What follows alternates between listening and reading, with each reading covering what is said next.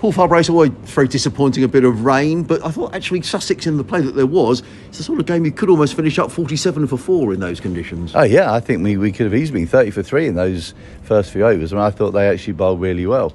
Ali Orr played nicely. It was a shame Ainsley got out the way that he did. He'd be disappointed with that, because that wasn't necessarily the best ball he faced. And he came off it a little bit, looked like he was steering it sort of through the gully area, and obviously gave a catch. But look, yeah, I think you're right. I think the game's moved on. You know, we knew we weren't going to get a lot of play today. The ground staff did brilliantly to get us on in the first place, and we always knew that once the rain came about 12 o'clock, that was probably like to be the end of the day, and that's proved to be the case. So look, I think we've moved the game on nicely. Ali's played nicely, but it's going to be one of those games that when we do get on, we've got to keep moving the game forward, because if there is bad weather around and the game's going to be shortened, it's up to us to take the positive opportunity when you can and keep moving the game forward.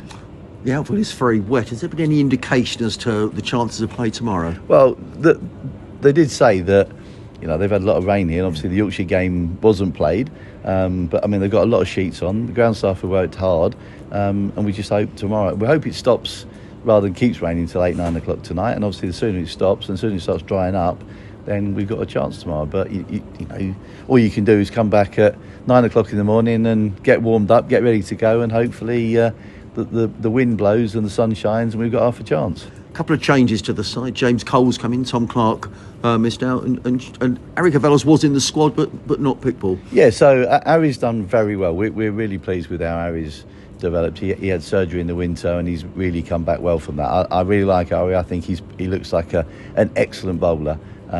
So we hope we might have a little bit of good news on him staying a little bit longer in the next week or so, which would be nice as well. And Colsey's done really well in the second team. James has done exceptionally well in the second team. He's been the standout player.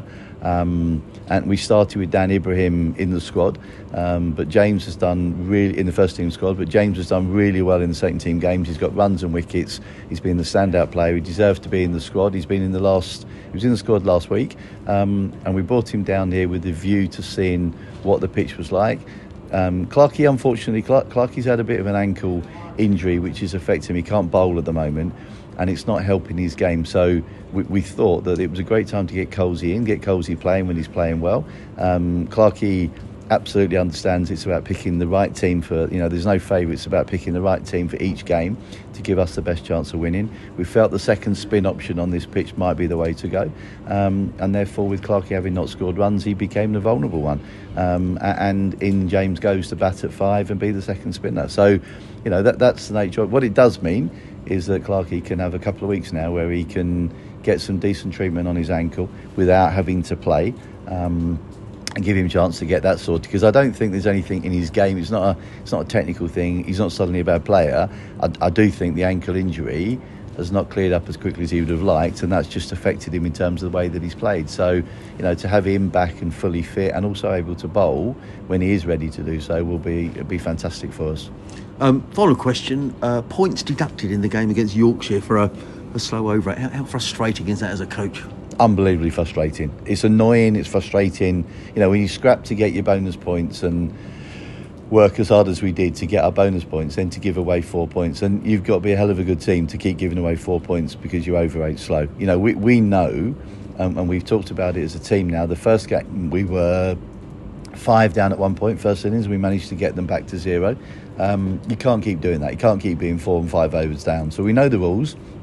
We know we've got to work harder at it, and it's incredibly frustrating. And you know, it's things like when you get to you get round at the end of an over, you get yourself all set, and then there's a chat at mid-on or mid-off, and they have a committee meeting to decide whether they're going to move square leg, and we waste 2 minutes. You keep doing that, and it's no surprise you're down on your over. So, you know, we can't moan about the rules and the regs. We're causing that ourselves.